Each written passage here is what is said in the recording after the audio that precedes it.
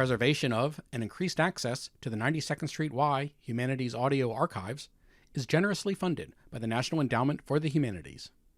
Good evening. I'm Dan Stern, Director of the Humanities here at the Y, and I'd like to welcome you to the second of our exciting evenings this season. Tonight, once again, Paul Goldberger, architecture critic of the New York Times, will be guiding us through the maze of contemporary architecture. Paul is a familiar face here at the Y, of course, and there's always a dilemma here. Many of you know him and love him for years, or have known and argued with him for years, and others have just bought their first single ticket for this evening. So for the benefit of those who, the latter, let me tell you that Paul has moderated this series for 5 years prior to this, 6 years actually, and since 1973 he's been architecture critic of the New York Times. He's also contributed to numerous other publications, including Art in America, the New York Review of Books, Architectural Digest. He's written an extraordinary book called The City Observed, New York, an architectural guide to Manhattan. Paul is a recipient of the American Institute of Architects Medal in recognition of his unique role in furthering the understanding of architecture and his impact on contemporary American culture. In 1984, he added to his laurels with the prestigious Pulitzer Prize. Before I welcome him officially and directly, let me remind you, you may or may not, I trust by now, have received a letter telling you of a certain number of changes in the scheduling of the next few weeks. Next week, October 24th, we'll be welcoming John C. Portman of Portman Associates from Atlanta. The following session will be on October 31st with Carl Pucci and Ben Benedict from Bumpzoid here in New York, a very adventurous architectural firm. And the last session of the season will be the day before we all change our lives on November 7th. We'll be welcoming James Stewart Polshek of Polshek and Partners, New York City. But for tonight, the night belongs to Paul Goldberger and Moshe Safdie. And I'll introduce you now to our friend Paul Goldberger. Thank you.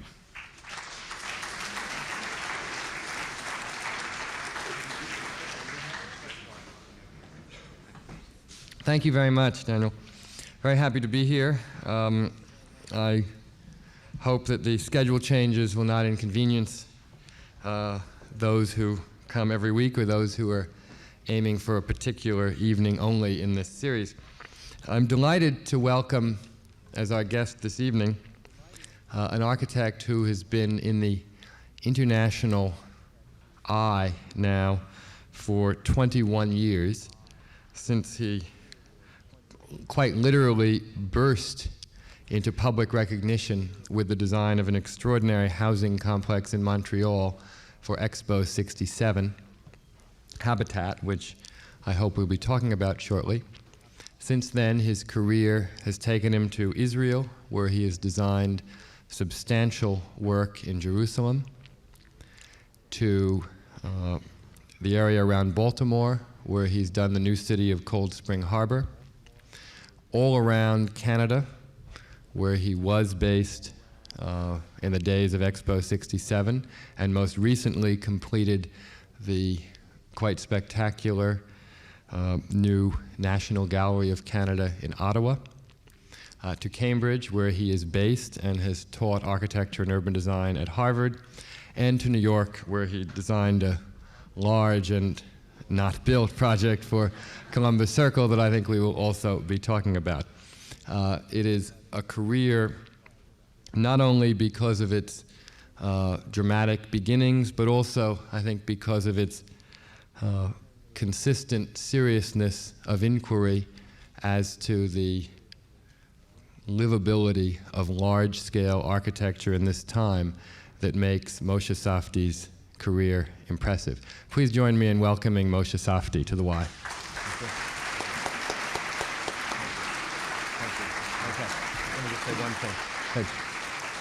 Thank you. As usual, we will begin with a very brief prelude or overture of visual images, and then we'll focus on conversation. Thank you, Paul. Good evening. I promised Paul to show the range of work in a few minutes. And so what I'll do is I'll just run through slides. They're almost chronological. Just touch briefly on the theme of what they dealt with, and then we could get going talking about them. I'll start, of course, with Habitat and just say briefly that in Habitat and the many projects that followed, I was preoccupied with a number of themes. One was to rethink the tall building, the high-rise building, in terms of the kind of environment it could provide, to see how it could be reconfigured.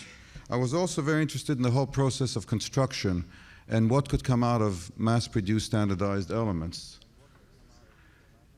In the early 70s, I began working in Jerusalem. I was involved with the restoration of the Jewish quarter of the Old City, the plan for the Western Wall precinct, which you see here. Jerusalem brought me into the face-to-face to the whole question of how do you build in a historic city? Can you build something contemporary which is in harmony with what's there? One of the buildings in the Old City was the Yeshiva Porat Yosef. I explored there the possibility of mixing contemporary and traditional construction and try and develop a language which was both contemporary but harmonious. Later on in the early 80s, I built the Hebrew Union College in Jerusalem, a campus which is a series of courtyards, taking the ideas of Porat Yosef further. Here you have both contemporary construction and the traditional stone construction, which you can see set in the city outside the walls. This is an unbuilt design for the Supreme Court of Israel. It was an international competition. I show it because it was very significant in terms of my own evolution. The whole question of symbolism, the meaning of justice in a building. The building involved carving a colonnade out of the bedrock and a series of glass roofs over the courtrooms.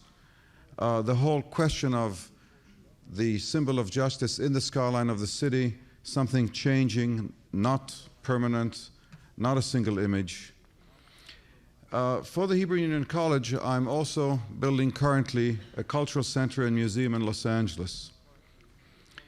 It's in the Santa Monica Hills. It's not far from where the new Getty will be built. It's a very difficult site. It's a series of buildings that fit very delicately into the hills. There's a lot of civil engineering issues here, mudslides, fires, you name it. California has it all there. And the building tries to deal with that. For example, the dam built to arrest the mudslides has become the dam building. In Australia, as part of a plan for a new city of 4,000 acres in the Gold Coast, which we developed over a number of years, we also developed plans for a casino and a tourist center. And Columbus, of course. We could spend an hour on that one. We might spend a few minutes later. But let me just highlight some of the issues that I thought to be very central to the design of Columbus Center. One was the issue of how the building related to the street and how you take a series of public spaces which are within a project and make them truly public. How to take a series of gallerias and gardens and so on and tie them into the street system so that they reinforce city life rather than drain city life. In May, we opened the National Gallery of Canada in Ottawa. It's a very special site right across from Parliament. When the site was picked, a big decision was made, and that is that the gallery will be a major landmark in the skyline, almost of equal weight to the legislative buildings. It's a large building. It's, in fact, slightly larger than the East Wing in Washington. This is the Great Hall and the ramped colonnade that lead up to that hall. It's an ever-changing space with multiple activities, the colonnade that leads up to the Great Hall. The shading system in the Great Hall and the concourse that leads you into some of the galleries. Some of the galleries with some very innovative daylighting systems. And several courtyards. I'm currently completing plans for the Montreal Museum of Fine Arts. It's an extension of the existing museum. After a major public debate, it was decided that this 1902 apartment building must be kept. An outrageous and, I think, silly decision, but I bowed. And this is the third version, which incorporates the apartment building with a new wing of the museum. 3 months ago, we won the international competition for the Ballet Opera House of Toronto. It was an exciting competition because we worked, the finalists at least, Barton Myers, Sterling, and myself, with the client for a month, developing plans. We are currently going into the detailed design, and you just get a glimpse of it here. Wednesday night, the Museum of Civilization in Quebec City is opening to the public. I've been working on this for a number of years. It's in the old city of Quebec in what's called the lower city. Again, a problem of integration into a historic district, incorporating a number of old buildings, a couple of the oldest buildings in Quebec, into the museum itself. It's an anthropological museum. These are the skylights. The galleries are very different. The copper roofs, it's a very large building, but you can see that it's broken down into segments and really fits into the fabric. And finally, the most recent project we've worked on, the competition which we won last week for the City Hall of Ottawa. This is 3 minutes walk from the National Gallery. We were pleased to have two buildings side by side. It has an existing building built in the 50s, which you see in the center, a modernist 1953 building, and this is tripling the City Hall. I won't go into the details, but there it is. Thank you.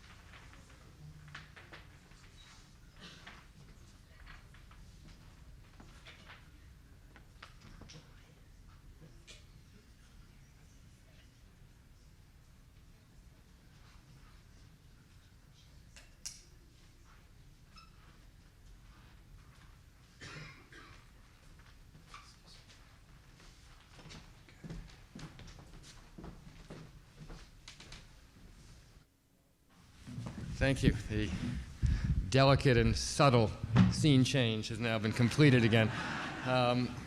Thank you, Moshe, very much for starting us off with that group of slides. If we can, we don't necessarily need to be chronological, but if we can start with something early, can we talk about habitat for a minute or two? First, do you feel at all constrained by having so famous a building at the beginning of your oeuvre? I mean, do you feel a little bit like a writer who writes a tremendously successful first novel to which so many other things are compared? Or do you feel, in fact, inspired by it? I was told so often that I should feel that I almost began believing it. But the fact is that after I finished building Habitat, I just felt like everything would be easy. It was very tough to get built and get approved and get through, and I was just sure that life is going to be rosy, and I'll have all the commissions I want, and everybody will approve them within minutes. Mm-hmm. And it didn't happen. So life wasn't easy. Right. But I didn't feel the need to kind of live up to it, although I always realized that it's the kind of thing that happens in one's lifetime that maybe has no possibility of repetition. Right. I have wanted to go and look at it again, and in fact, at one point thought of doing so for the 20th anniversary, but never got there. How has it held up? What? Well, I'm involved with it again. You are? Okay. I'm involved with it because a year and a half ago, the government got fed up being the landlord and decided to put it out for bids. And through a long story, the tenants got together and bought it. They wouldn't negotiate with the tenants, so a developer bought it, sold it to them for $1 million a week later. Mm-hmm. But they have called me in as their advisor, and the first thing that happened was it started gentrifying very rapidly. People bought 2 or 3 apartments and then wanted to make holes through the concrete boxes, which are load-bearing, to connect them and get them to be mansions. I think what I should say is that it's held, in terms of a living environment, it's very much in demand. It's the address in Montreal. People love living there, and it's got the longest tenancy of any building in town. Technically, it's held surprisingly well. I mean, from the doomsday predictions that the concrete will disintegrate within 5 years and the ventless plumbing will pop out and so on, it's actually worked quite well technically. It's surprisingly in good shape. Wasn't there also some discussion about the fact that the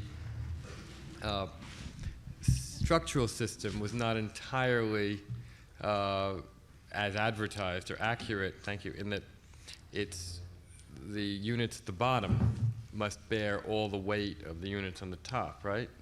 It is true, although I don't know about the advertising. I mean, my early sketches, which really were my thesis, was build the frame and plug in the units, and they'll be repetitive and standardized. Right. And when we began developing the scheme, and Commandant, who had worked with Kahn, and I'd worked at Kahn's office, became my engineer, it became clear that the technology of the 60s could not give you a frame which is fireproof and plug-in units which are fireproof. Couldn't do it. So the units had to be concrete. As soon as it became concrete, it made sense to make them load-bearing. Mm-hmm. Now the question is, could they have been really totally standardized, even though they're carrying one another? The answer is probably yes. Probably today, if we were doing it again, we could have a structure that could be load-bearing and standardized, because the techniques of computerization and so on are such that we could have done it. But I guess the lesson looking back is that the idea of making such big components and thinking you can put them into a kind of a single system mass production like cars are made was a mistaken notion. In fact, I look back today and I realize that cars aren't made that way either. That cars are made out of hundreds of components made in many different countries, and they're assembled. And so I would tend to move today towards a much more open technology of building. But you know, that was a minor idea in Habitat. Everybody seems to think that in Habitat the idea of prefabrication drove the whole thing. It's not true. What drove the whole thing is the idea of having apartments with gardens which are like houses. Well, I'm glad to hear you say that, because in fact I've always thought that it was more convincing as an aesthetic statement than as a technological statement, simply because it worked more completely in terms of its aesthetic goals than its technological and structural goals, where it, as you just said, did not fully succeed in all of its ambitions. If by aesthetic we mean the living environment. Yeah, I mean, I don't mean aesthetic in the narrow way of how it's decorated. Just as a work of architecture in terms of living environment, exactly. But let me ask you this then. Given that it was a pretty generally unanimously, or nearly unanimously viewed as a success, as a living environment and as a visual object, why has it not been repeated? If not in a different structural with that same structural system, perhaps even with a more conventional and traditional structural system, but simply something that would end up with that same system of setbacks yielding private gardens up in the sky, which was so critical there. Yeah, I think it hasn't been repeated in any massive way. I mean, there's been individual exceptions, but in any massive way. Because since the 60s, we've been really witnessing a retrogression of the quality of urban housing throughout the world, and particularly on this continent. So that what we thought could be done in the 60s became less and less possible as we went into the 70s and the 80s. I mean, all you need to do is look at the average apartment building built in this city, which is, or Boston, you know, or Montreal. Which is appalling. It's, you know, it's minimalist in every sense. It's so the idea that you start fooling around with the building's geometry to form gardens is so out of line for in terms of what the entire economy and development world and financing and what people earn and what they can spend on housing makes possible. That I think what we've really witnessed is a shrinking of our dreams in terms of what's possible with urban housing. Because it's interesting, the one place where Habitat had immediate impact is in resort architecture. Yeah.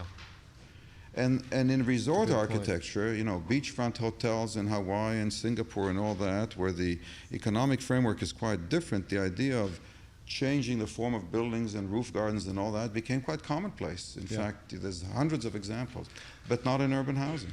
Yeah, that's a very good point, actually. I had never made the connection, but in fact, you're right. That's exactly where Habitat was imitated as an aesthetic object, if you will, rather than as a type of housing. Could it have been built anywhere except Montreal under those special circumstances, do you think? Well, what was unique about Montreal at the time was there was an expo. It was built as part of an exhibition. It broke every rule in the book. You know, there were ventless plumbing, fiberglass bathrooms, prefabricated. I mean, all kinds of things that there's no way you could have done without a World Fair. Union opposition, technical problems, et cetera, et cetera. So the circumstances of a government committing itself in the context of a World Fair and not writing a blank check, God knows it was not blank, but nevertheless a range of possibilities in kind of jumping over the system, jumping over the unions and over the building codes and so on, and being told that's a prototype. You can do basically what you want. I think does not recur often. Well, we have no problems with unions and building codes in New York, so I don't understand why we haven't had several examples here. Have you done other large-scale urban housing? After Habitat, there were half a dozen projects, Puerto Rico, New York, right, which kind of pursued Habitat, and none of them got built. And so by the early 70s, when I was commissioned to do Cold Spring New Town in Baltimore, I realized that something needed to give. And in fact, Cold Spring got built as low-rise, high-density housing, fairly traditional construction. And then my involvement in a big way in housing was in Singapore, where a shipbuilder approached me to use a shipyard to do prefabrication. But even there, most of the buildings we ended up building were conventional construction. So I've done a lot of mass housings in Israel, in doing a building now in Cambridge, right overlooking the Charles, in Singapore. But I can't say that any of them are really a kind of a complete evolution of Habitat. Why do we keep coming back to conventional structural systems and traditional ways of building? I mean, it cannot all be because the entire world from here to Singapore is controlled by trade unions. It's not the unions. So what are the reasons? I think that all industries which are aggregated into massive operation have been able to do all kinds of things. The word industrialization almost has no meaning anymore because we're talking about much more radical techniques at this point. Construction has remained uniquely fragmented. Even in places like Singapore, where they built hundreds of thousands of housing units within, within a decade. And so they did kind of prefabricated panels and all that stuff because they did have an enormous problem of volume and shortage of labor. It's so primitive, it's not worth talking about as technology. And I think it's a series of issues. One is it's totally fragmented. The only places where we've gotten some kind of industrialization is in the components. Some of the components that go into housing. Curtain walls, enormous advance in curtain walls, because it's now concentrated as a single market. But the rest is fragmented. The materials are still primitive. We've not developed lightweight, fireproof materials. We're yet to do that. And so I think for the next few years at least, it'll tend to continue to be a labor-intensive industry, which is what construction is labor-intensive, very unsystematized. The number of times an architect walks into a site and sees something being ripped out because it was put in wrong is so common and so frequent that you know that something is absolutely twisted in the industry. I mean, I don't think you often go into a car factory and there's somebody ripping out the dashboard because it didn't go in right or the dimension didn't fit. They should have been often, but they were not. But, you know, I mean, how often do we go on a site and they're just ripping it all out because it wasn't done right? Or they come in and rip it out after it's finished because it's leaking after. Happens to all of us. Right. I see one of my clients here. His building is leaking, so. Well, I thought all great architecture leaked, didn't it? It's the test. Isn't that the test? I mean, Frank Lloyd Wright always told us. It was Wright, wasn't it? Who is the story about Wright is that when he got this hysterical call, right. he suggested the bucket. That's right, or move. The woman said, "It's leaking right on my beautiful chair," and he said, "Move the chair." I mean, anyway. He only said that because he designed the chair. That's that's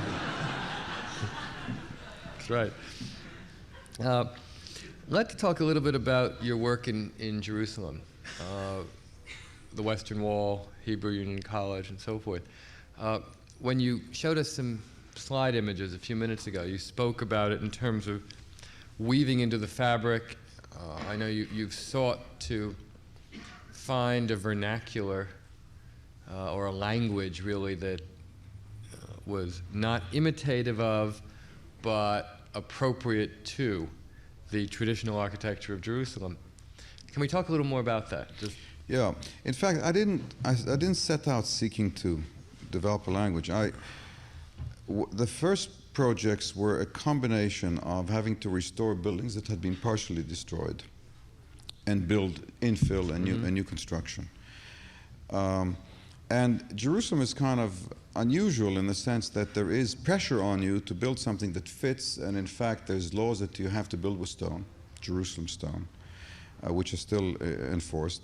And most architects' response to that is to build buildings which are kind of an imitation of what was there, minus the details they can't afford. Right. And, you know, I, by nature, resisted that, although I was learning a great deal from simply taking these ruins and restoring them and liking them. In fact, one of my early jobs was to restore a ruin into a rather luxurious house. And I realized at the end when I was through that it was with additions and so on, that I had a free site, it probably would have been an inferior house. Mm-hmm. And that was quite kind of a devastating humiliation to kind of a realization. But what I was really after is trying to build buildings that felt they'd always been there, but were totally authentic in terms of a contemporary building that responds to a contemporary program using contemporary construction materials, and yet feels like it's always been there. And the yeshiva was perhaps the first project in which I really got deeply into that. And I felt that I was reasonably successful in having a building that fit into the old city, and yet when you saw it, it was clearly a 20th century building. And I took that much further. But I think the important thing for me to say at this point is that it had an enormous impact on my work elsewhere. It's not so much what I did in Jerusalem. In Jerusalem, I went in sort of partially intimidated and in awe of its architectural heritage. I would have been less in awe building in San Francisco. And because I was kind of submissive, it led me to an exploration that had a great deal of impact later as in the way I dealt with other places. Right. That's a fascinating way to put it, actually. In many ways, it seems to me as though that kind of constraint can sometimes be the be like the sonnet form for a poet. I mean, it sort of gives you a framework within which, if you were talented enough, you can be every bit as creative as in free verse. But it's tougher, and it demands more of you, but ultimately need not squelch the creative instinct.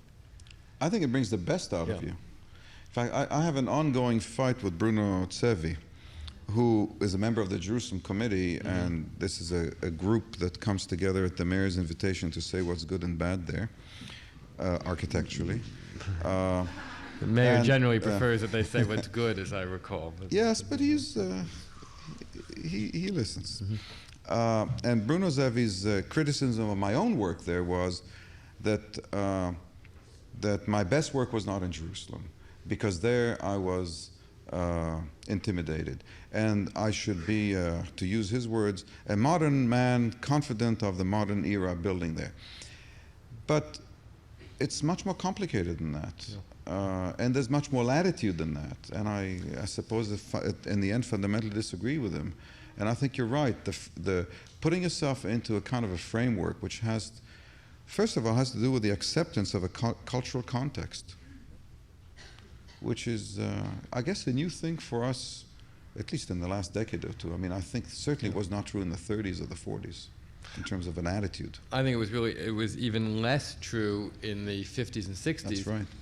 In the years in which modern architecture after the war became, in effect, a kind of corporate vernacular, rather than merely a narrow and elite and intellectualized style. That all gives me what I have to use as a sort of way into the whole question of the work you did in New York, Columbus Center, the much debated skyscraper.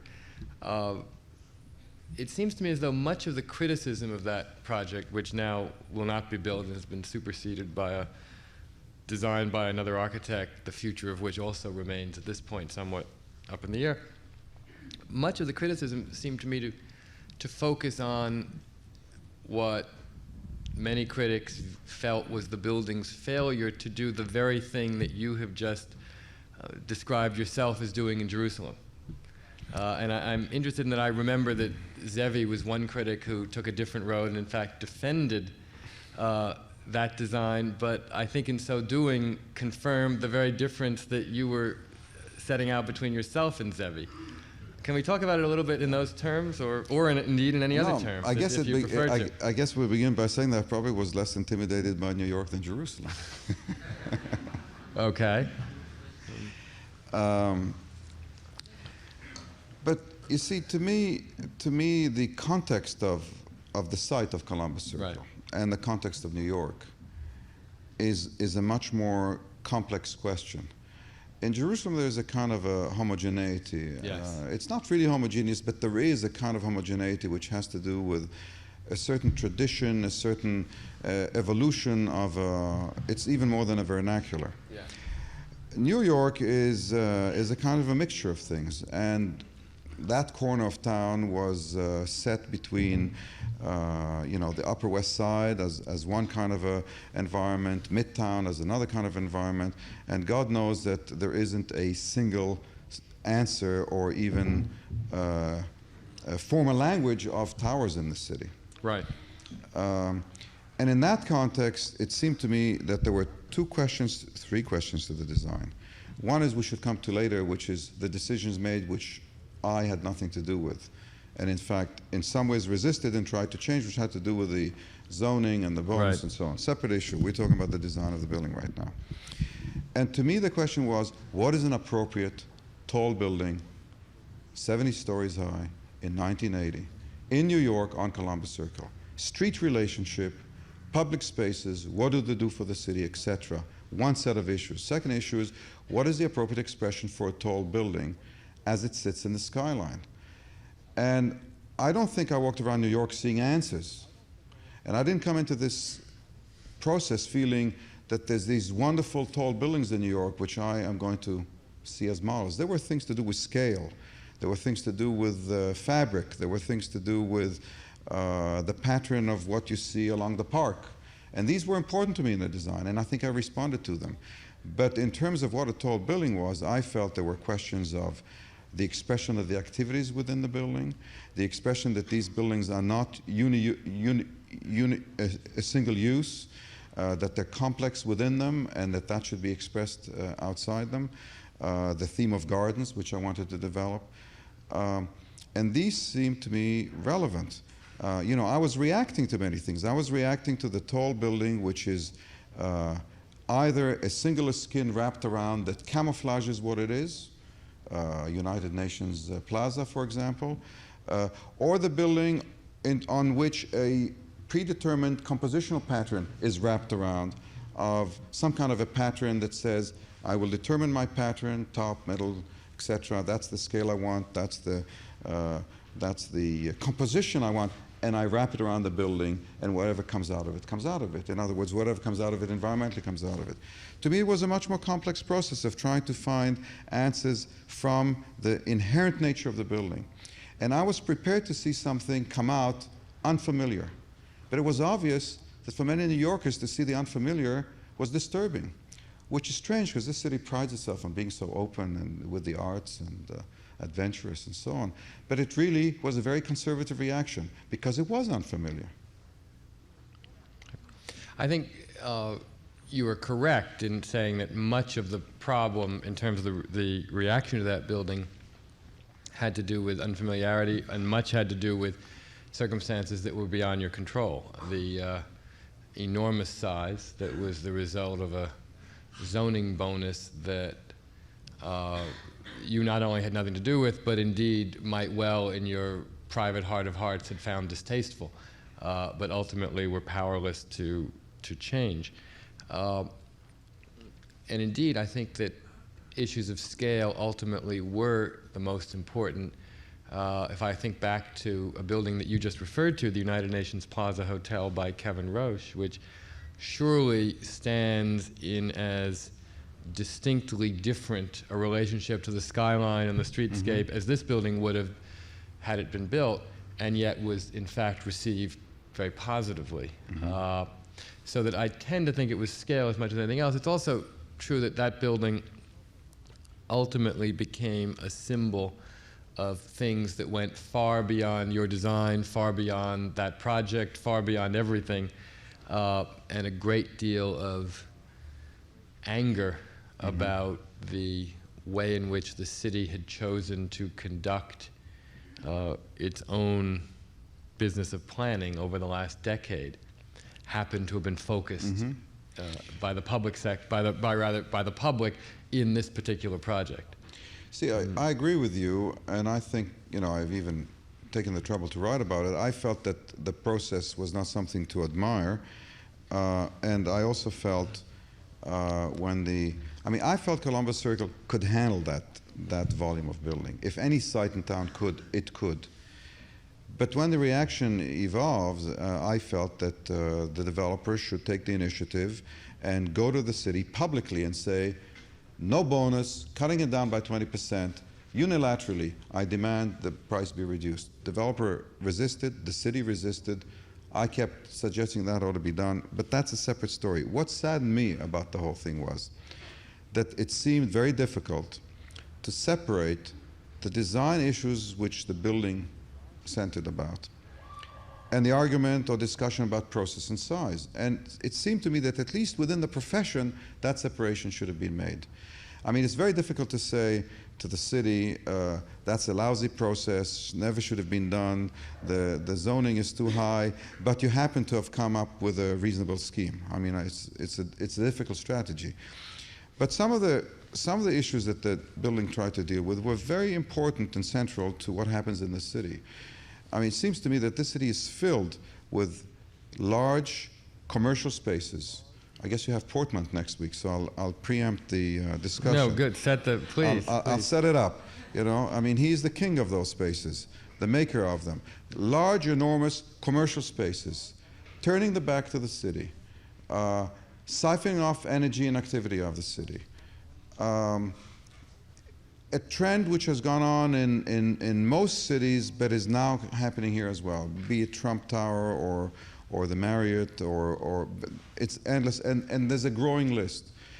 And this is a city that's always prided itself on street life and the publicness of its public spaces and all the bonus system of the streets that go through the block, and then all the tricks of the developers to make it so marbly and so shiny, and you know, somebody sweeping the cigarette butts that you feel it's as public as somebody's private bedroom. I mean, that's how public some of these walkthroughs are.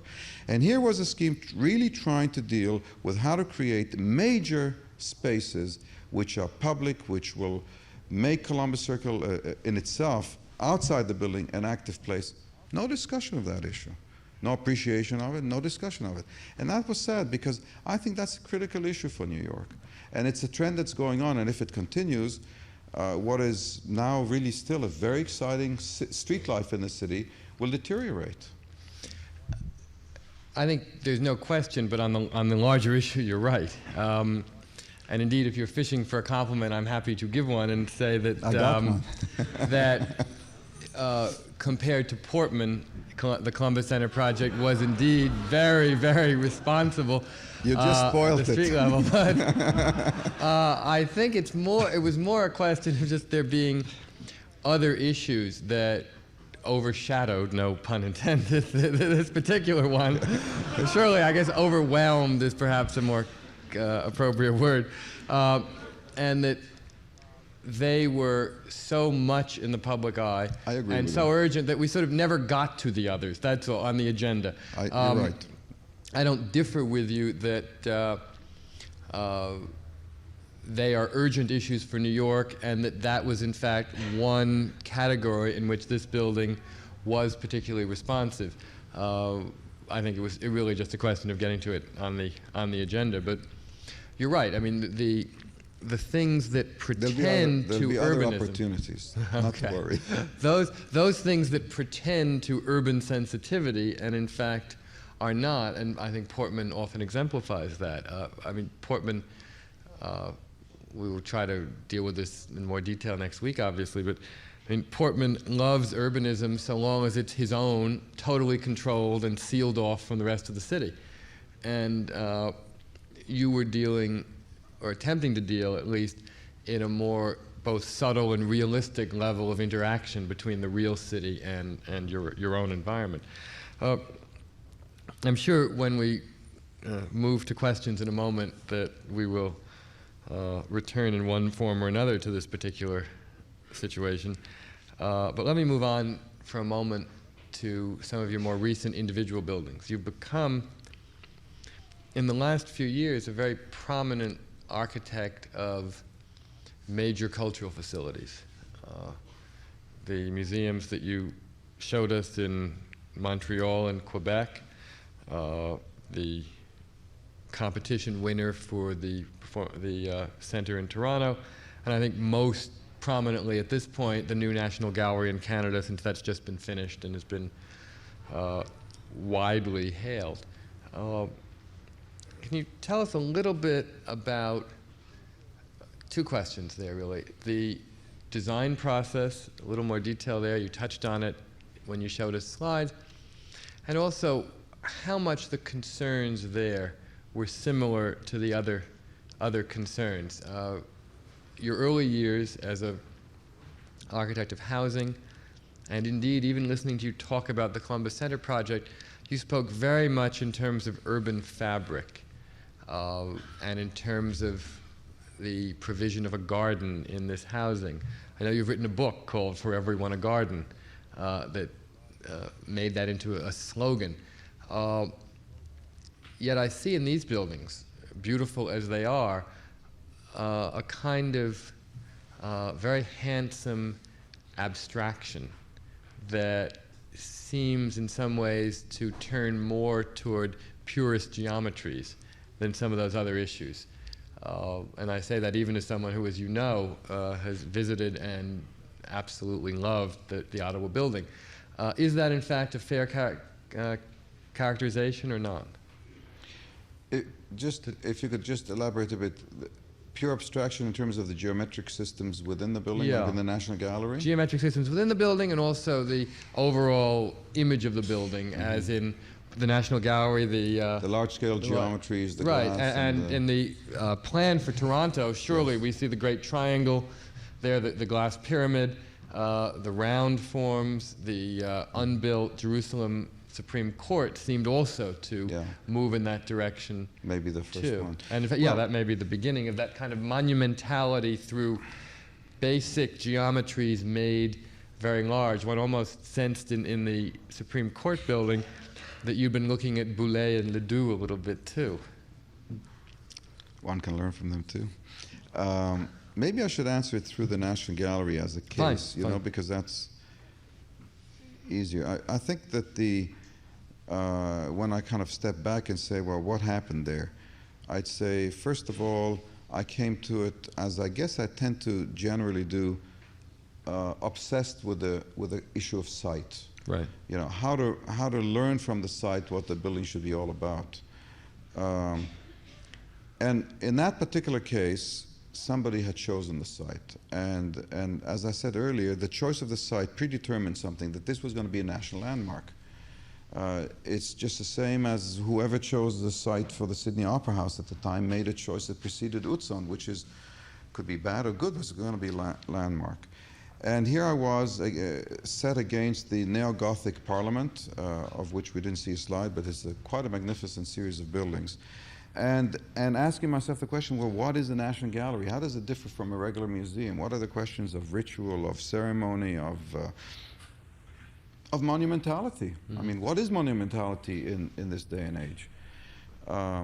Just as in the case of the Opera House, in the competition process, I was asking the question of what is relevant elegance?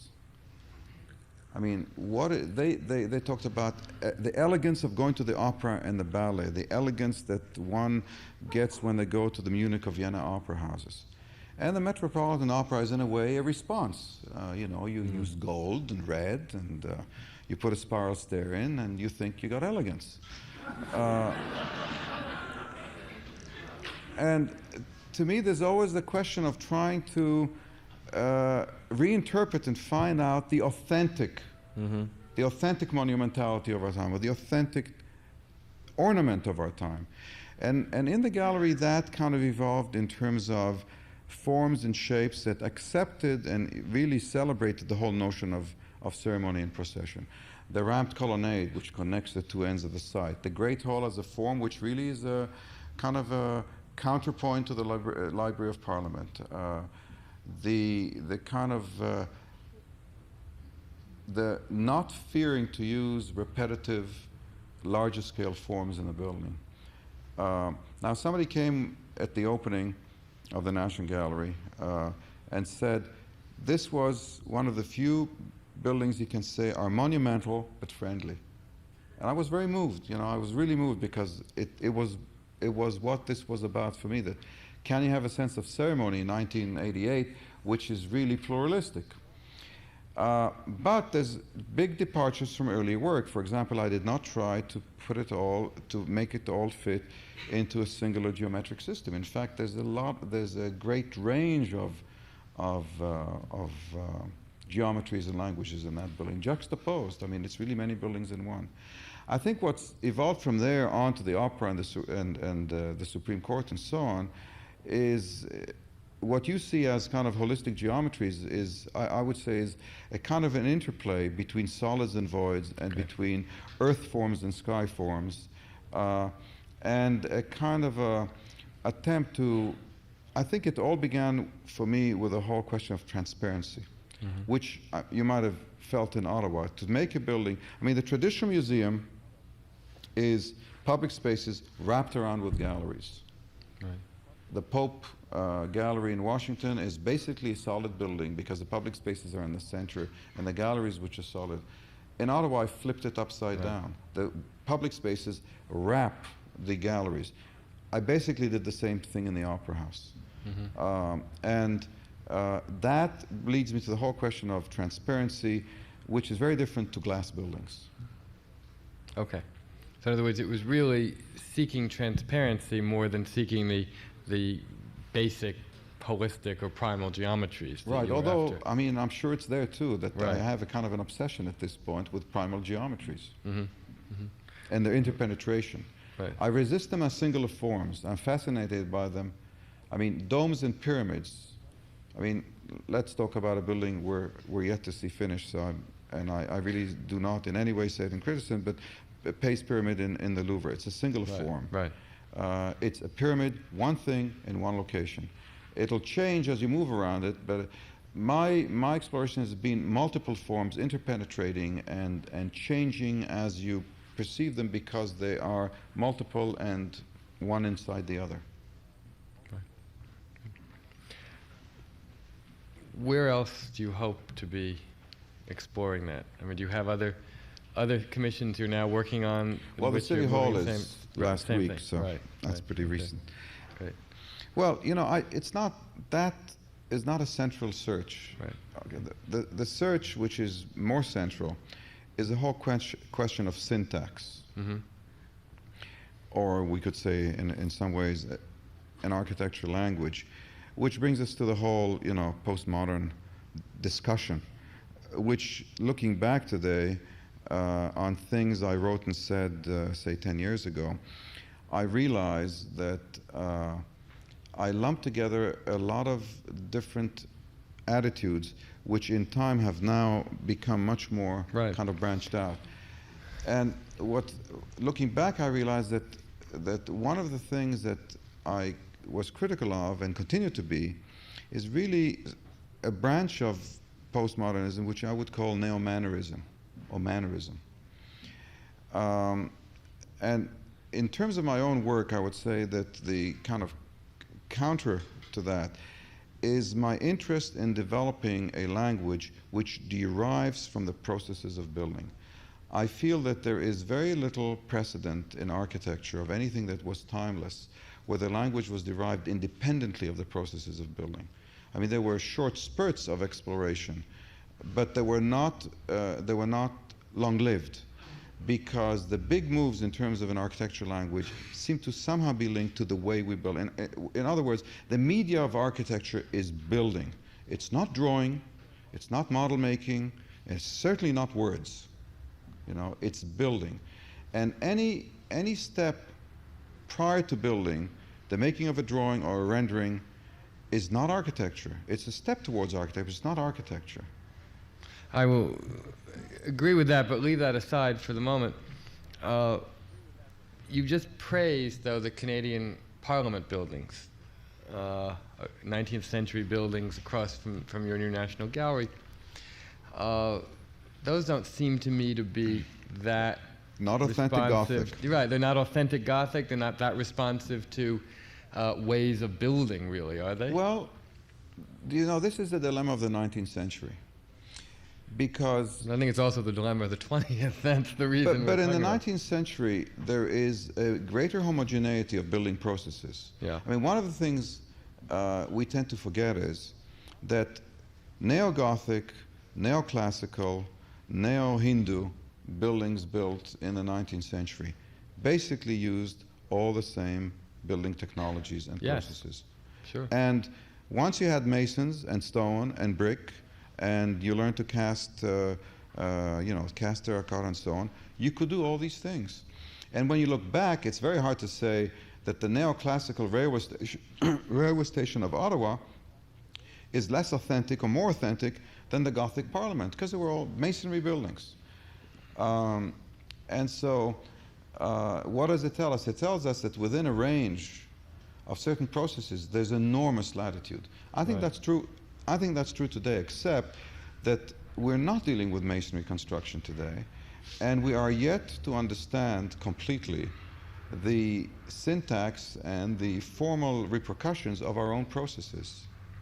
We're beginning to, though, more and more, and I'm not sure that they necessarily lead us toward a single mode of expression. In fact, I'm convinced they don't. Right. And that is where I say it's fascinating. And that's where my argument with Zevi about Jerusalem. It's fascinating that you could build authentically. Let me just use the word as an oversimplifier. In Jerusalem, Ottawa, and let us say New York. And if you care about the context, and if you care about the cultural differences and the climatic differences, within contemporary processes, there's an enormous range of formal possibilities. Right. But still there's a difference. between ornament derived in a building through the manipulation of the way a wall is made or an air conditioning grill is made, from one which is applied as purely applied decoration detached from the process of building. There still is a difference between two ways of solving the problem. Ruskin lives, I see, in Moshe Safdie. Let me get back to your comment about postmodernism. You have indeed been, through some of your writings, a very self-styled opponent of much postmodernism, yet as I look at, say, the National Gallery in Ottawa, many of the things that are best about that building and that you are yourself proudest of in that building do not seem to me to be at odds with much of what postmodernism in its less hysterical forms has been seeking to do, to relate to context, not necessarily literally, but respectfully, to learn from the past. You do so particularly in the gallery spaces, the courtyards, and so forth there. And to think again of buildings as objects of cultural symbolism rather than purist forms. You know, I don't think I've ever, in my writings about postmodernism, objected or criticized to the fundamental necessity of an architect to draw on the past. Right. I mean, I have absolutely no argument with anybody who says that. In fact, I think everything about what I do demonstrates my preoccupation with learning from the past. So, I mean, that's a given. I also feel that to the extent that postmodern thinking, or even building, refocused attention on the iconography of architecture, on the issues of symbols, has been very positive. Certainly to the extent that we denied ourselves the right to even talk about them when I was a student, and that's 25 years ago, it's been very positive. But there is still, I think, an enormous difference in the ways we can draw on the past. And if I take the gallery again as an example, conscious attempts formally in some way to relate to the setting in Ottawa, formally, consciously, formally. No question that I understood and drew on the experience of others who've built museums over the centuries. But at the same time, there is a process in which I understand what's been done, I try to distill it. It's almost like the causal backup for why it happened, and learning from that what you do today. As distinct from other attitudes, which you yourself have criticized fairly frequently recently, of looking at history literally, and drawing from it shapes and forms by quotation, rather than by an understanding of the meaning that they had when they first happened. And there's an enormous difference in one's lessons of history in these two attitudes. And it seemed to me that a lot of what was happening in the early 80s was discovering, A, that there is a history, and, you know, like, almost like, you know, kids who discovered something, you know, candy, running to it and embracing it without any kind of a critical understanding of, yes, sure, there is history. How do we learn from that history? We learn by understanding why it happened in the first place. Why are the things we love the way they were? And then drawing on that understanding. And so to me, that's a big difference. And to the extent that people draw on history in that way, I think postmodernism has been a positive influence. Isn't a lot of that just the nature of ideas and pendulums, that we always go into something initially in an extreme way, and then we find a more coherent middle ground, just as the anti-historicism of modernism was that it's most violently polemical at the beginning? You might be right, but I fear that the driving force was not that, but really the commercial dominance of our culture.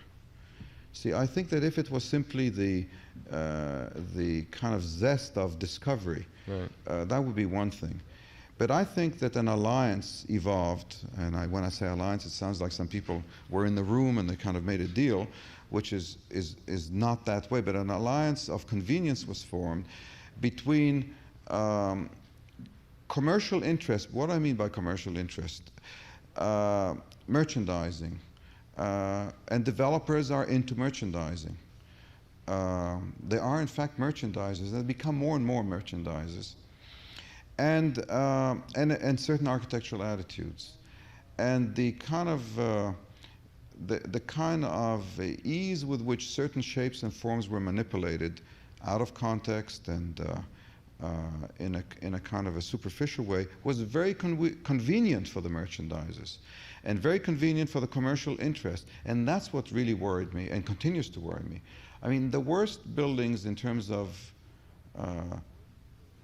some of the buildings you have criticized recently of kind of being banal about the way they use history are buildings, I think, driven not so much by their architects, but by the developers and the commercial interests which they represent. I mean, all the way to the point where you walk into a developer's office, and there's a nice big model with the pyramidal roofs, and it steps out and it does all the right things. And you look at it and he says, oh, don't look at it. Postmodernism is dead. He's just been to MoMA and he's seen constructivism and he's now giving instructions to his new architect that he wants funny shapes coming out of his building. To a new architect or to the same architect to do that? Same architect sometimes. I agree with you. It's just that I don't know that there are not plenty of examples, as you've just begun to tell us, in which developers have done the same thing with modern buildings. I mean, this is not something that is, this alliance is not unique here. Where it is, in fact, though maybe become more pernicious or more troubling, is in the strange way in which high art architecture and popular taste, which perhaps were at too great a distance at a certain point in our culture a generation ago, have now, in the work of some architects, blended to the point of there being no distinction. I mean, I think of, there's no reason not to name names. I mean, an architect like Bob Stern, for example, who has done not only very elaborate historicizing houses, but has done small tract developments for well-to-do developers, for well-to-do clients, rather. All developers are well-to-do developers, I guess we should. And it's harder and harder to tell the difference between the projects that Stern or someone like him has taken on and any other set of $10 million houses built as a group together by some other developer somewhere else without a name architect. And I think that's sort of what you're getting at as much as anything else. Well, that indicates that connection. I mean, I'm not sure that they would necessarily come. See, there's a combination of what's going on is quite fascinating, because while you compare developers in, say, the 50s and the way they built modernist buildings, there are differences. The cult of the architect didn't exist then. That's right. The personality cult of the architect. You know, I mean, even when Mies was hired by the Bronfmans to do the Seagram House, this was not a great. This was a kind of a courageous move, not a safe commercial move. That's absolutely true. And today, architects are picked in part. I mean, I'm sure that the Stern name figures not only it's a in marketing the forms, tool. It but becomes it's a marketing of course. tool. Oh, very much exactly. So. And so, sure. all of which reinforces the kind of delicacy of the situation. And I don't want to be kind of pure about it and say there's something inherently wrong in an architect building for a developer. You know, some of my best clients are developers, except for us to understand as architects the pressures under which we are put. Right. And trying to understand where we need to draw the line between what we think is an architecturally valid statement, a valid statement in terms of an urban design move, and one which we're being driven to because we're being pushed by our client. I mean, I've said in the past, and I'll repeat it, if I felt for 1 second that the density of Columbus Center, to come back to it for a second, was unacceptable, I'm sure I would have not have done the job. Okay. That does not mean I didn't feel that the reduction would have been all right. But I have been in situations where I'm put, as any colleague is, under certain pressures to do certain things, and you've just got to try and understand how the system is pressing you, because without having that level of criticism, you lose control. Do you think that the so-called cult of the architect increases or decreases the leverage an architect has today? It's a good question, because I'm not sure. Yeah. I'm not sure either, because it really is a two-edged sword. It is a two-edged sword. And indeed, while we bemoan the extent to which architects have become packaged marketing tools, and when you see developers advertising the name of the architect in a building, one must admit, on one level, this is obviously a response to the fact that our culture has come to care about architecture. And I think we inevitably cheapen what we care about on some level, in the same way that the experience of, to make a, I hope not too far-fetched analogy, obviously the experience of seeing Degas, you know, by buying a ticket for $2.45 and then being there with hundreds of people at the Metropolitan Museum is not as profound and as wonderful as seeing it in more private and ordinary circumstances. On the other hand, one would be gravely wrong if one did not say that somewhere there's something positive about the culture that this all means, if that many people want to see Degas. Same about the Well, I think the value last of thing we want to architects. complain about is that there's an interest in architecture. I think Yeah, that's what I mean, exactly. it's been quite wonderful that all of a sudden the public is interested. I think the attention that goes into the selection of architects amongst institutions is much greater than it's ever been, even in government. And maybe for the first time, developers, maybe for the first time since the 1920s, developers give a great deal of thought to who they pick. Now, their thoughts, their considerations are more complex, because it'll be an architect who is marketable, who will help them get approval, who's popular with the community, or all of the above. But nevertheless, there is an interest there, and I think, but to go back to your question, it's kind of relating to something you asked me earlier, which is, what did I feel would happen after Habitat? After Habitat, I felt that the sky would be the limit, that the clients would listen to me attentively and say, yes, sir, and, you know, whatever I drew would get built.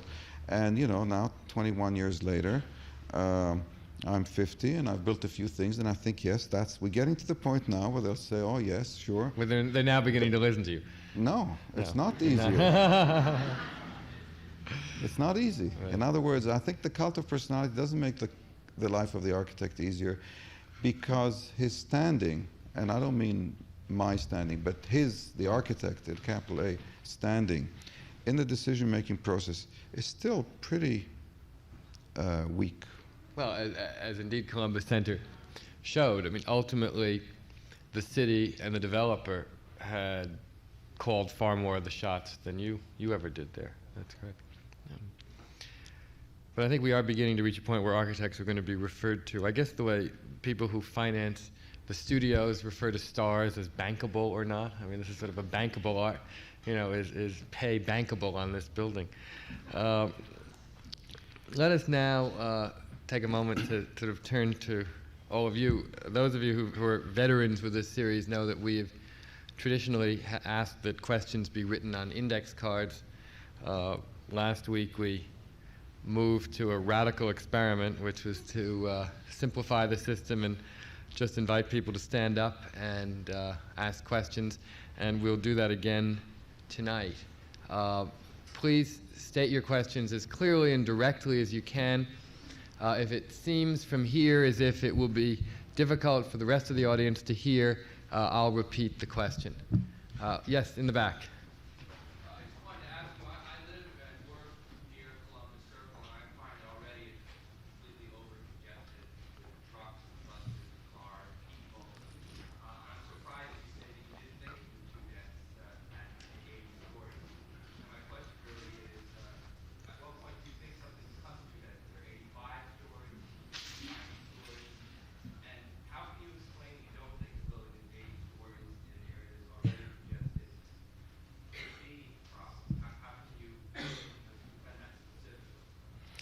I think my answer has to be put in a certain context. I think Manhattan is very dense. I think that the FAR, which runs between 15 and 20 for Midtown, is very dense. And if I was asked, which I wasn't, what should the prevailing density of Midtown Manhattan be, I would tend to reduce it. I would tend to reduce it for several reasons, because I think that the congestion of Midtown Manhattan is unworkable. You know, everybody keeps saying we've said that 50 years ago, and look, we got through. But I think it's unworkable. But I also think that it would have positive long-term benefits for the evolution of New York as a whole, and I mean beyond Manhattan. So I think that's very dense. Now, given the current density, given the current zoning, given what is done on parcels quarter the size of Columbus, FAR 20 in mid-block sometimes, that site is open, it is more exposed, the truck traffic and so on that the building would have generated would have been less than the Coliseum did when it had its full load. I felt that in relationship to the surrounding and what was getting built there was acceptable, because basically it was the same density as many other parcels. It's true that it's a big parcel. So I have to separate my answer. Given the context, it was a reasonable response to that site. Given a bigger question, is the density of the whole district, I think that's appropriate. I think that's a real problem. I had an exercise done by my students at Harvard just as we were working on Columbus. And I gave them a studio to do the building in which they were free to choose whatever density. A couple of them decided to explore what would happen if all the parcels around the district would be built to the maximum permissible FAR. And you should have seen that model. It was a frightening model. And yet the argument of the city planning would be, well, we never expect every parcel to be built fully, because some buildings simply don't get demolished and replaced. But that's not true, particularly not in times of prosperity. So I think the problem is the overall density, not of that parcel. Now, it could be that the reaction to that got focused on a single parcel because it was visible and you could crusade against it, and the shadow was a fantastic slogan. So I think Paul is right that what happened is frustration with the overall density, frustration with other sites which were going to be very dense, TV City and so on, frustration with a city that was treating its land as if it was, master of a resource, as if it was the developer in itself, all got focused on one project which was convenient to make the kind of rallying point for whole attitude. Because it was also a double site and the corner of Central Park, giving it a symbolic prominence beyond other sites. You know, and of course, the whole argument that the density is heavy anyway, which of course is true, can also cut both ways. I mean, one can use that, as you have, as a justification for saying, well, you know, another big building doesn't matter. I think the philosophy of the opponents was much more, could be better be characterized by the old line, you know, as Mason said to Dixon, we've got to draw the line somewhere. And that this, because of its unusual prominence, became that line in the larger battle. Yes, sir? Do you think you will ever come back to explore the prefabricated system and the modular construction? I don't think what's wrong if parts are built in different parts of the United States, like the auto industry, as long as they are modular and universal and make housing cheap. You know, I do all the time. I mean, I don't want to give the impression that I've kind of abandoned my... Can you repeat the question? The question is, will I ever return to exploring modular, prefabricated, mass-produced construction? And the suggestion was that even in housing, one could have components fabricated in different parts of the United States. And my answer is that I really have not abandoned at all my preoccupation and interest in the process of building, particularly housing and workspace, which are really the most difficult of all in terms of the economic constraints. And it's cyclical. I mean, the last time I really went into it in some depth was in Singapore, where we designed the factory and the molds, and it was an open system, and we had certain components made by others. And we got somewhere, and then again, you run into a kind of a pattern of difficulties. We've built a number of projects, smaller scale in Israel, because the prefabrication industry there is much more developed. I still feel that the breakthrough will occur when there will be a shift in some of the basic materials. And by that I mean the building envelope and building structure. Because it's the building envelope and structure which predetermine the kind of system you can put together, whether it's load-bearing or not, whether you have frames or not, and whether we can have lighter materials which are fireproof would open up, when we do have that, it'll open up a whole range of possibilities. I'm not sure it's going to be space cells or that we need to lift whole rooms anymore. I think that's, again, much more complex. But it's something that I continue to explore. There's much less enthusiasm for exploring it in the United States than there is in places like Hong Kong or Singapore or countries which are still building at a much greater rate.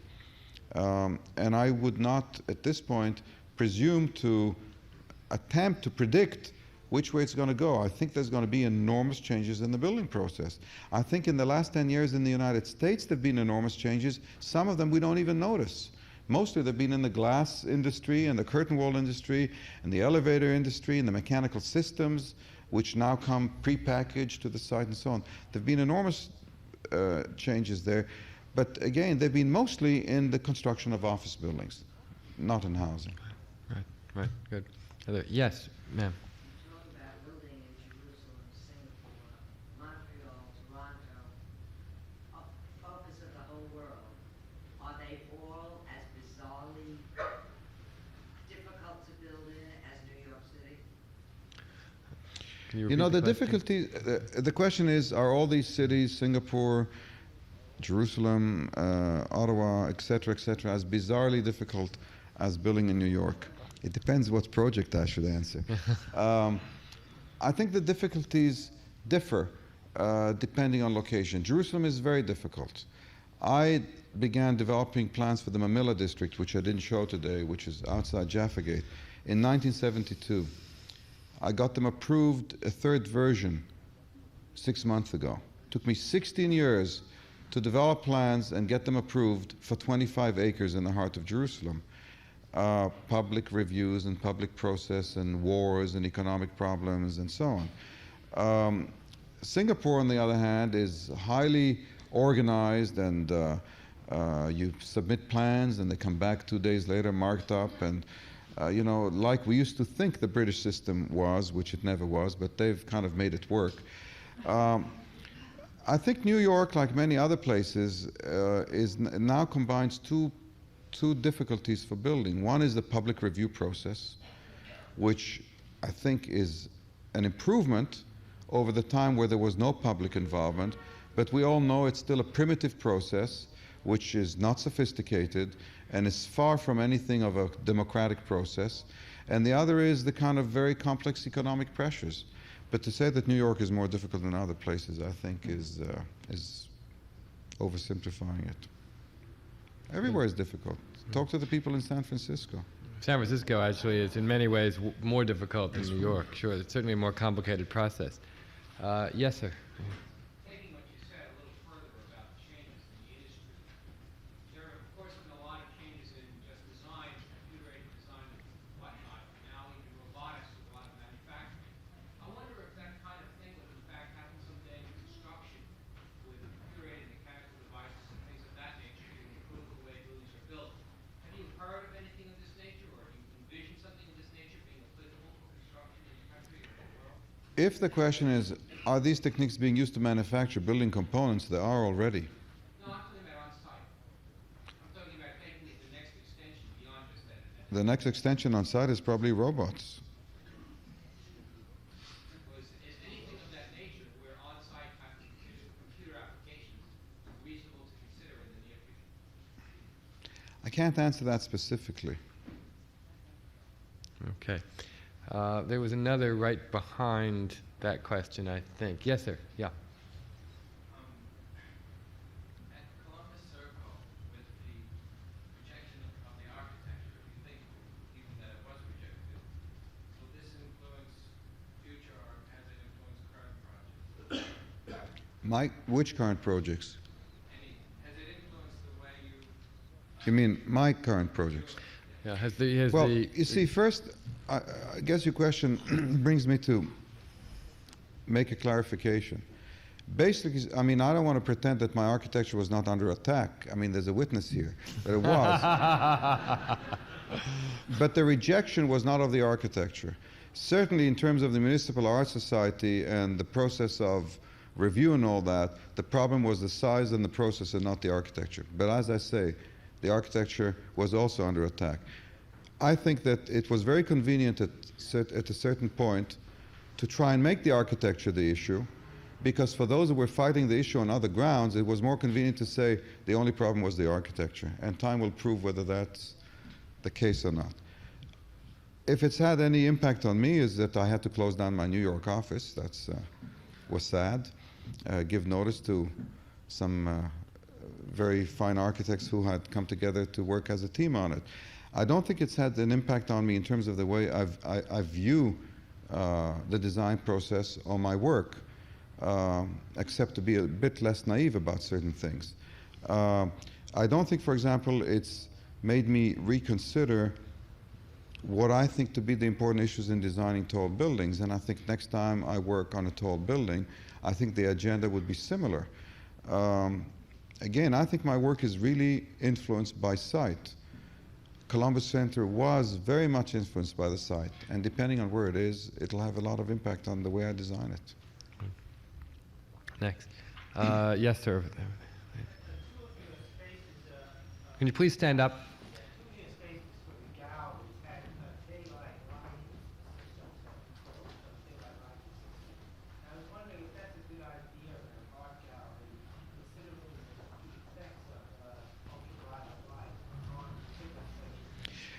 The question was it a good idea? The slides I showed the daylight, lighting by daylight of the art in the galleries in Ottawa. And was that a good idea in terms of the conservation of the art?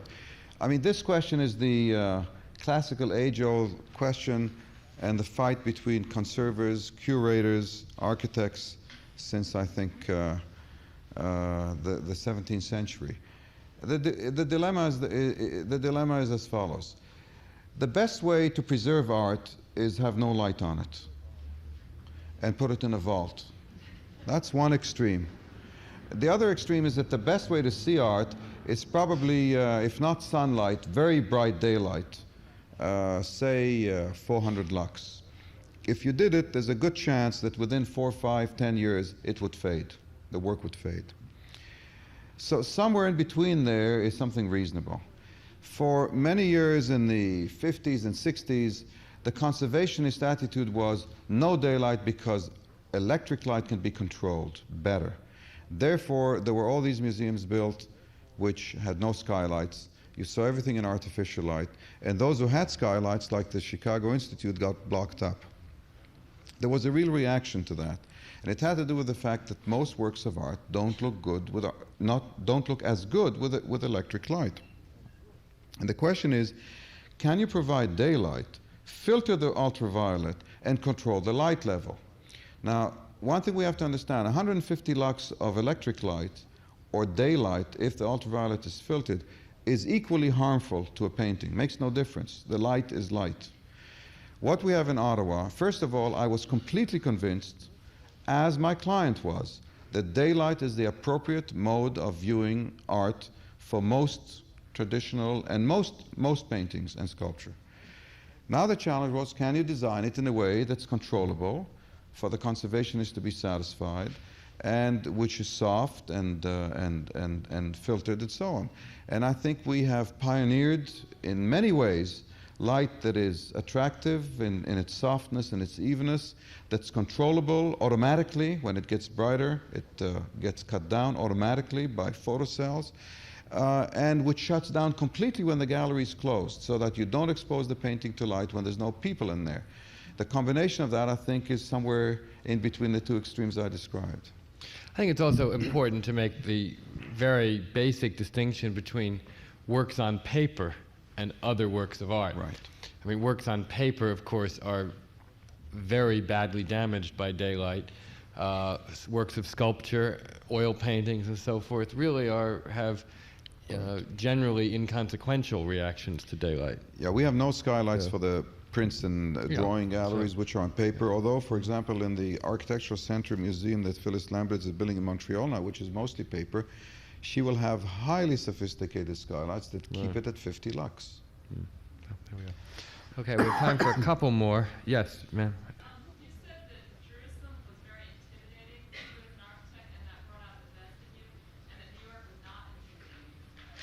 How would one make New York more intimidating so that I think if New York is to be intimidating, it ought to be at the level of planning. And to me, that's a much more critical issue than the question of formal language. At the planning, by word planning, I mean what should buildings be about in terms of their height and density, their street frontage, the uses along the streets, what are appropriate densities, what are appropriate relationship between the masses, what are the issues of light, etc., etc. I think that's where New York should be intimidating. For that, you need a vision of what the city should be, and plans and urban design plans that mandate it. Beyond that, I think that New York might choose to go further, as Jerusalem has, and say, we have a style, we have a formal language, we have materials, please stick to them. But where in Jerusalem you can look at what's there and say, well, there's a reasonable, one could reach a reasonable agreement as to what that heritage is.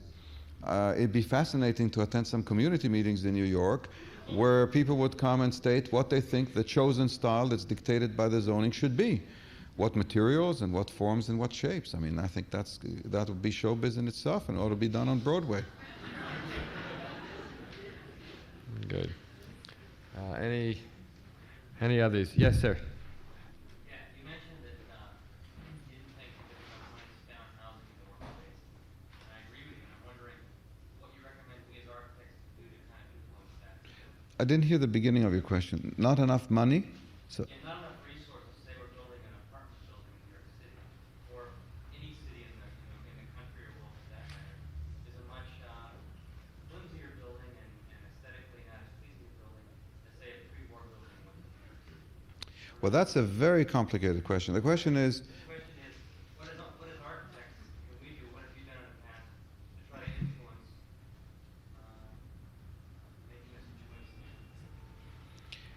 I think that's a very complex question. The question is, not enough resources spent on housing that makes them the way the quality that they are. What can we as architects do to direct more resources towards housing? I think the architect who knows the answer should run for office of president and probably would do better in the debates than they have been doing. Because I think what you're touching on is really a fundamental question of the whole economic structure and framework of our life, of our whole economy. The question of what we earn, what we spend on housing, the cost of land, the cost of money. I mean, these are big questions. And I've seen them just in the 21 years since I finished Habitat. Interest rates going from 6% to 21% and back down to 10%. More profound impact on the cost of housing than any building technology or prefabrication or magic materials that you could dream of. We've all seen the cost of land go from what might be $10 per square foot of building space to, I guess Columbus must have been the extreme, $160 per square foot of building space just as a land cost. So why is it that way? What are the ways that this could be influenced? Why do we tend to have so little money left of our income to buy urban housing that's of reasonable quality? Very complex. I mean, I have some thoughts, but that's like an evening in itself, and I don't think that it's an easy answer. No, I agree. It is not an easy answer. It's an evening I hope we will at some point tackle. Before we do, we have time, I think, for just one or two very quick others. Way in the back.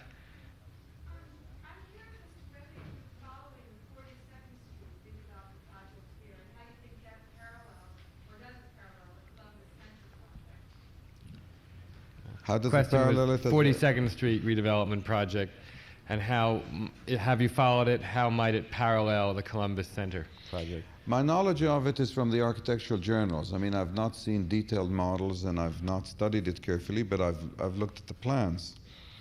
I think, again, there are two issues there. One has to do with size and density. Right. But in the case of 42nd, the issue is, again, more complex because the issue has to do with uses, activities. What happens at street level? What happens to a theater district? What happens to shopping? All of which are questions that have been raised and I'm sure continue to be raised. I think if you take Columbus and 42nd and a few of the other very major projects that have been proposed for New York, it becomes interesting to try and break down the issues. One issue is density in itself. How much should be built on available land? Second issue, very different issue, is what are the activities and uses in different parts of the city and at different levels. We no longer can think of in zoning simplistically as a site is zoned a particular way. We might want to zone the first 5 floors one way and the next 50 floors another way. A third issue relating to all of that is the impact on the existing fabric. In other words, people live there, businesses are already there. What is the impact on the current life of the city by any intervention that's being proposed? And it seems to me that all these are different questions, and the more we know to separate them, the more useful the public participation in planning would be. I have to confess, having attended 51 public presentations and hearings in 4 community boards on Columbus, I was not impressed at the level of discourse in terms of the issues, because those issues that were hard to fight were easy to fight, because the kind of motherhood issues like density and height, people were articulate and vocal about them. But many other issues, like the one I mentioned earlier, the issue of the privatization of public space within buildings in the city, never get discussed. They're more complicated, therefore they don't get focused upon. But they're very important. Okay, our time is up, and thank you all for being here, and please join me in thanking Moshe Safdie.